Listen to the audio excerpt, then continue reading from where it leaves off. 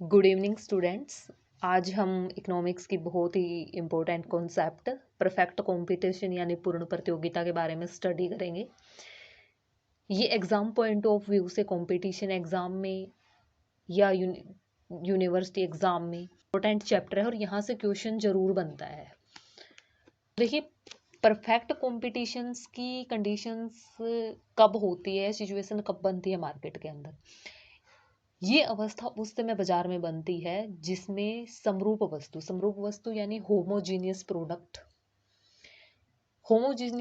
के बहुत सारे सेलर और बायर मिलते हैं। ठीक है,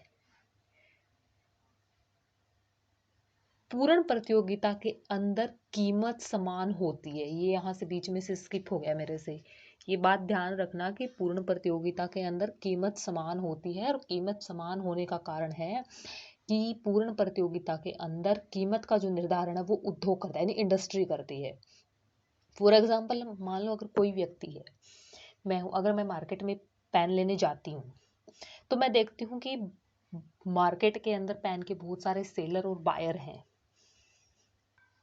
सभी सेलर पेन की सेम प्राइस ले रहे हैं और सभी के पास एक जैसा प्रोडक्ट है यानी होमोजीनियस प्रोडक्ट है। तो ऐसे बाजार को हम पूर्ण प्रतियोगिता बाजार कहते हैं। पूर्ण प्रतियोगिता बाजार की वह स्थिति अवस्था जिसमें समरूप वस्तु यानी होमोजीनियस प्रोडक्ट के बहुत सारे सेलर और बायर मिलते हैं। पूर्ण प्रतियोगिता के अंदर कीमत समान होती है क्योंकि इसका जो निर्धारण है वो उद्योग करता है। फिर इसकी कुछ अजम्पशंस हैं।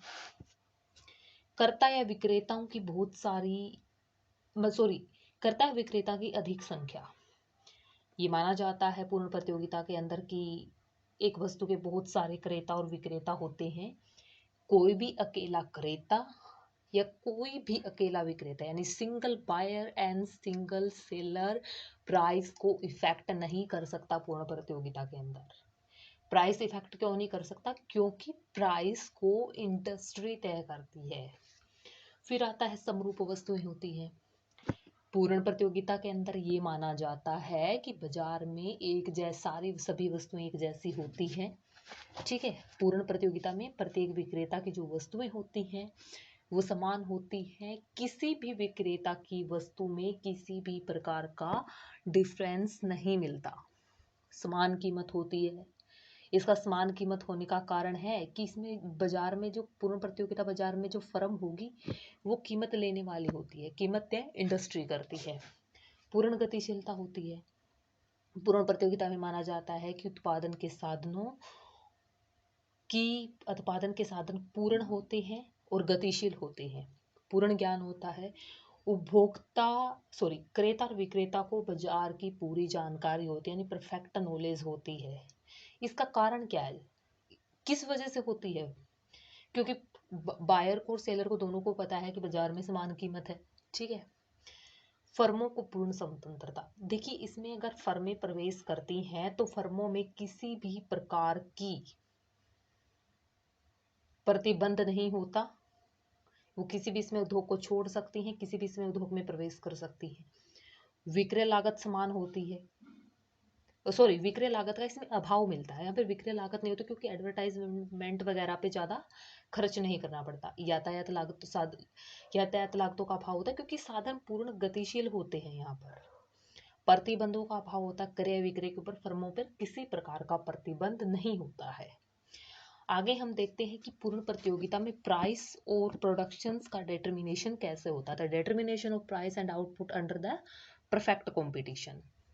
यहाँ पर देखिए, प्राइस है 10, 20, 30, 40, 50। डिमांड फॉर एन इंडस्ट्री के लिए कितनी है? 500, 400, 300, 200, 100। Supply of an industry, supply कितना कर रही है? 100, 200, 300। यहाँ पर जो प्राइस, क्योंकि यहाँ पर डिमांड और सप्लाई थर्ड यूनिट के ऊपर समान है। ठीक है, तो वस्तु की कीमत 30 रुपये निर्धारित होगी क्योंकि इस कीमत पर उद्योग की वस्तु की मांग और पूर्ति 300 इकाई है, अर्थात मांग और पूर्ति दोनों बराबर हैं। ठीक है। फिर ये डायग्राम है। ये जो डायग्राम फर्स्ट है ये इंडस्ट्री का डायग्राम है, देन सेकंड डायग्राम फर्म का डायग्राम है। तो फर्म के ओ वाई पर प्राइस, ओ एक्स पर क्वांटिटी, ऐसे ही फर्म वाले पे है। तो यहाँ पर ये जो डी डी डिमांड करो है और एस एस सप्लाई करो है, ओपी प्राइस के ऊपर डिमांड और सप्लाई एक दूसरे को काट रहे हैं, यानी इसके ऊपर जो मांग और पूर्ति की शक्तियां हैं वो बराबर हैं, तो ओपी वस्तु का प्राइस निर्धारित होता है। ठीक है, तो ओपी संतुलन कीमत होगी। तो दूसरा है ये है ओपी। इसकी कुछ होती है कि एमसी करो ऊपर से जाएगा। ठीक है, ये यहाँ पर एमसी है, मार्जिनल कॉस्ट और एवरेज कॉस्ट है।